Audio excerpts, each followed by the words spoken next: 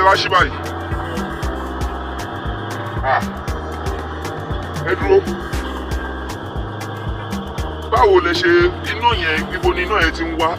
Èèyàn kọ́ ló ń fẹ́, báwo lẹ ṣe pidán yẹn? Ẹ lọ ṣe ẹ́ńjìn yẹn, ṣé ẹ̀yin náà lẹ ṣe ni àbí ẹ rà?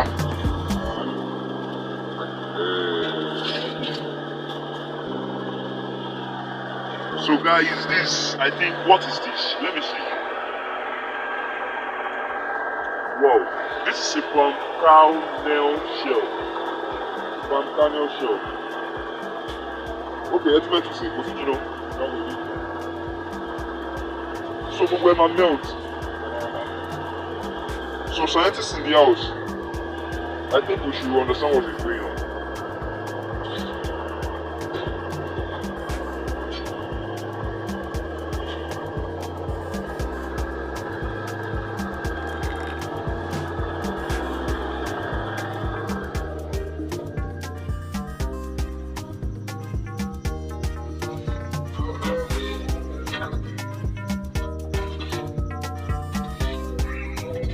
So, Mr. Alọ́pẹ́, ẹnu ṣé Alọ́pẹ́ gbogbo lórúkọ yín ni àbí ìnagijẹ? Kí ni ìtumọ̀ Alọ́pẹ́ torí mo ní pé èdè yẹn ọ̀rọ̀ yẹn kì í ṣe Yorùbá?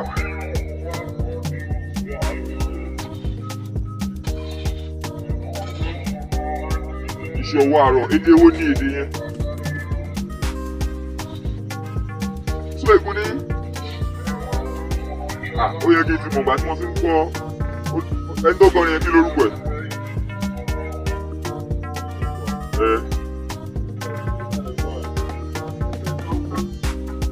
Kí lórúkọ ẹ̀ ọ̀dà?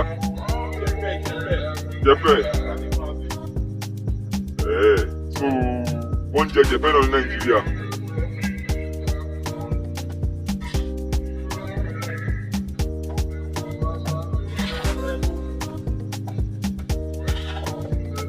Is actually how they make drugs. I think they made a big one for them. So I'm not getting to this stage. This is an African-made cooking pot. Yes, handmade. So know why you need to have a patronize one. So easy. Òun náà ti sọ ẹ̀ náà máa ṣe bíi 10 lọ́jọ́ kan. So Alọ́pẹ́ kẹ̀lé Alọ́pẹ́ ṣé tí téèyàn bá pè yín láti òkè òkun sí pé òun fẹ́ ṣe pọ́ọ̀tù yìí tó sẹ́ndì owó sí yín. Ó máa rí. So ẹ tún ṣe international náà. Alọ́pẹ́ kò kéré nìyẹn o. Okay. So Alọ́pẹ́ ṣé owó yóò gara ṣáṣá?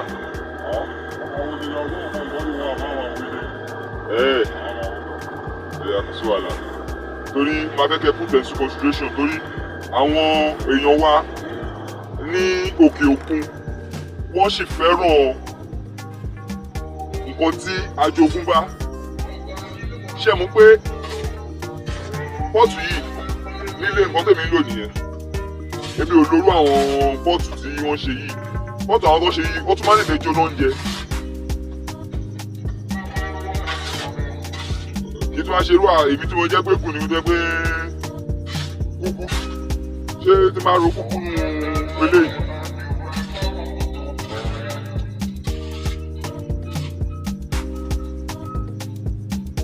So ìyẹ̀pẹ̀ olélé báyìí ẹ̀dúró ó ní pẹ́sùn kan tí mo ti máa fẹ́ béèrè ṣé ìyẹ̀pẹ̀ yìí ṣé kẹ́míkà máa ń wà nù ẹ̀?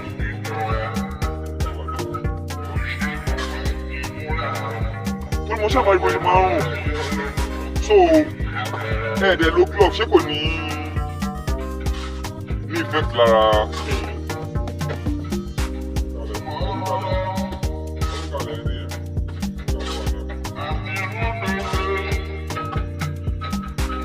So bọ̀dá kí lórúkọ ti yín?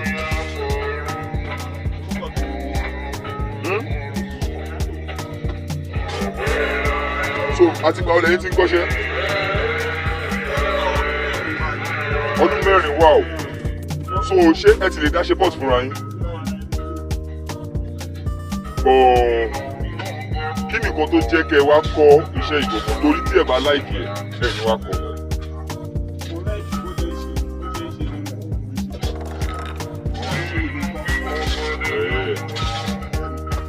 Wàhálà ẹ fojú sí o.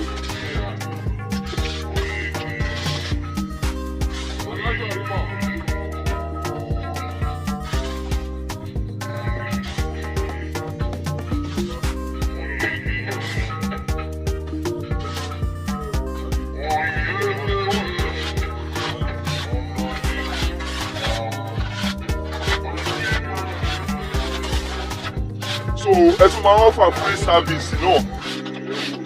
Kò easy o. Àbí Mr. Johnson?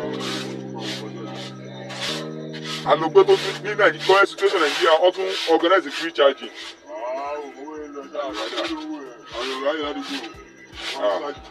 Àná pé tiwa kò ní bàjẹ́ fún yín o.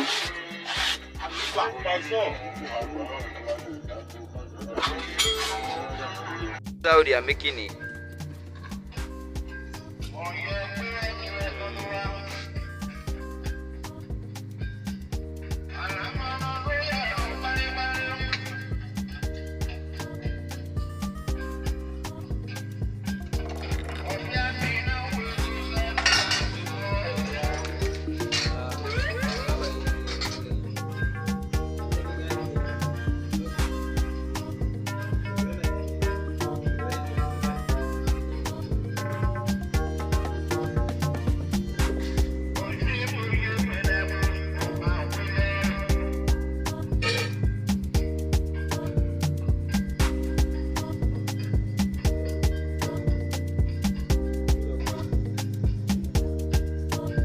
No, get it.